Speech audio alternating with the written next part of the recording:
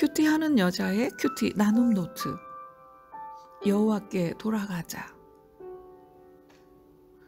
열왕기상과 역대하. 르호보암의 아들 아비암이 남유다의 네 번째 왕이 되어 예루살렘에서 3년을 다스렸습니다. 아비암은 르호보암 왕과 다윗의 아들 압살롬의 딸 마아가 사이에서 태어났습니다. 솔로몬은 자신이 이방 여인과 결혼하여 우상의 문화가 이스라엘에 자리 잡음으로 자신과 이스라엘이 타락한 것에 대해 뒤늦게 뉘우침으로 르호보암은 이스라엘 여인과 결혼하기를 권면한 듯 보입니다.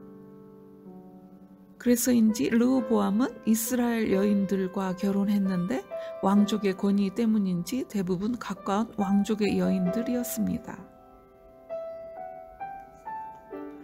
하나님께서 다윗 가문의 사람들을 사랑할 수밖에 없는 이유 중 하나는 그들 역시 실수하고 범죄했지만 돌이키는 모습을 보였기 때문입니다.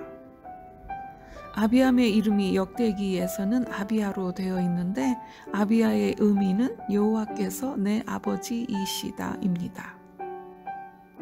르호보암이 비록 바른 믿음을 가진 왕의 모습을 보이지는 않았지만 아들의 이름을 신앙이 담긴 이름으로 지은 것으로 보아 믿음의 중요성은 알고 있었다고 생각할 수 있습니다. 역대기는 열왕기와는 조금 다른 관점으로 남유다의 왕들에 대해 말하고 있습니다.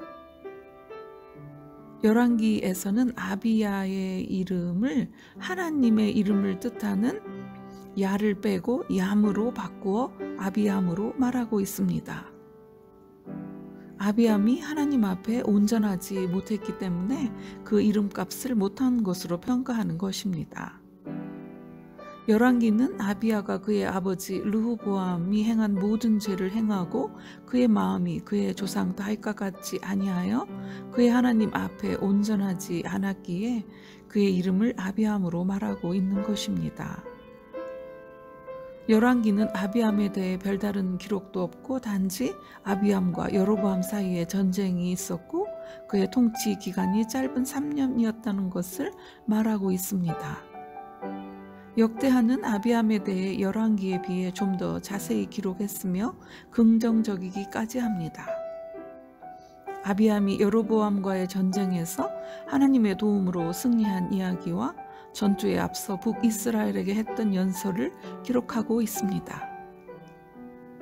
역대기에서는 아비암이 북이스라엘의 여로보암과는 다른 영적 안목을 지니고 있었다는 것을 그의 연설을 통해 말하고 있습니다. 아비암이 전쟁터에서 여로보암에게 큰 소리로 말했습니다. 이스라엘 하나님 여호와께서 소금 언약으로 이스라엘 나라를 영원히 다윗과 그의 자손에게 주신 것을 너희는 알고 있을 것이다. 그런데 느밧의 아들 여로보암 내가 르호보암 왕을 배신하고 이제는 또 다윗의 후손인 나 아비야가 다스리는 나라를 치려 하느냐? 너희가 여호와의 제상을 해임하고 뇌물을 받고 허무한 너희 신들의 제상을 세웠지만 우리에게는 여호와께서 우리 하나님이 되시고 우리가 하나님을 배반하지 아니하였고 여호와를 섬기는 제사장과 레위인도 있고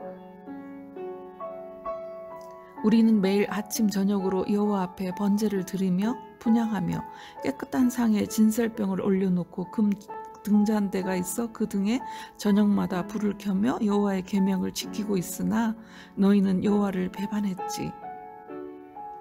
하나님이 우리와 함께 하셔서 우리의 머리가 되시고 그의 제사장들도 우리와 함께 있으니 북이스라엘 자손들아 너희 조상들의 하나님 여호와와 싸우지 말라. 너희가 이기지 못하리라. 이 연설 후 벌어진 전쟁에서 북이스라엘의 병사 50만 명이 사망하고 승리는 남유다에게 돌아갔습니다. 이처럼 역대기는 아비암의 훌륭한 연설과 함께 여로보암과의 전쟁에서 승리한 이야기를 말하며 아비암을 칭찬하는 듯 합니다. 아비암은 전투에서 패한 후 도망치는 여로보암을 추격해 그의 여러 성읍들을 빼앗았는데 그 성읍 중 하나가 여로보암이 금송아지 우상을 세운 베델이었습니다. 그런데 아비암이 베델을 정복했는데 정복 후 북이스라엘 백성을 음란에 빠지게 한 금송아지 우상을 파괴했다는 기록이 없습니다. 열왕기는 이 사실을 그냥 지나치지 않습니다. 아비암의 마음이 하나님 앞에 온전하지 못했더라. 열왕기에서 역대기에 나와 있는 아비암의 연설을 뺀 이유는 아비암이 성전 안에서 행해야 하는 예배 의식과 같은 하나님의 명령은 잘 알고 있었고 또 잘 지켰지만 성전에서 예배함으로 하나님의 마음을 알고 성전 밖에서 삶을 통해 하나님의 나라를 이루는 일에는 아비암이 아주 많이 부족했기 때문입니다. 성전 안에서는 그가 하나님의 택한 백성이라는 정체성을 갖고 경건의 모양을 갖추어 하나님을 예배했지만 성전을 떠나서는 하나님 나라를 이루기 위해 왕으로서 무엇을 해야 하는지 몰랐기에 베델을 정복하고도 우상을 그대로 두었습니다. 아비암은 경건의 모양은 갖추었지만 경건의 능력이 없는 인물이었습니다. 열왕기는 경건의 능력이 없는 아비야를 아비암으로 기록하므로 우리가 경건의 모양만이 아닌 경건의 능력도 갖추기를 요구합니다. 역대기가 열왕기에 비해 아비암에 대해 좀 더 관대하며 긍정적인 이유는 역대기가 훗날 바벨론 포로 이후 포로 생활에서 돌아온 남유다 백성에게 희망을 주기 위해 쓰여졌기 때문입니다. 역대기는 이스라엘과 유다 왕국이 비록 멸망했지만 하나님께서는 여전히 유다 땅에 살고 있는 사람들을 통하여 하나님 나라를 진행해 가신다는 것을 말하고 싶어 합니다. 하나님께서 다윗 가문에게 하신 언약을 파기하지 않으시고 신실하게 지키시려고 하셨기에 허물 많은 아비야도 왕으로 일하도록 3년의 기회를 주셨다는 것입니다. 신실하신 하나님께서 여전히 그 신실하심을 지키시기 위해 허물 많은 이스라엘 백성을 통해 하나님 나라를 진행해 가시니 다시 믿음으로 여호와께 나아가자는 것입니다. 역대기는 틈만 나면 하나님을 떠나 세상을 향해 돌진하는 이스라엘 백성이라도 하나님 앞에 스스로 낮추면 용서하시고 다시 끌어안으시는 하나님을 보여줍니다. 내 이름으로 일컫는 내 백성이 그들의 악한 길에서 떠나 스스로 낮추고 기도하여 내 얼굴을 찾으면 내가 하늘에서 듣고 그들의 죄를 사하고 그들의 땅을 고칠지라. 르호보암 왕이 애굽의 시삭의 침략과 약탈로 충격을 받아 스스로 하나님 앞에 낮아졌을 때 하나님께서는 르호보암에게 행할 심판을 거두셨습니다.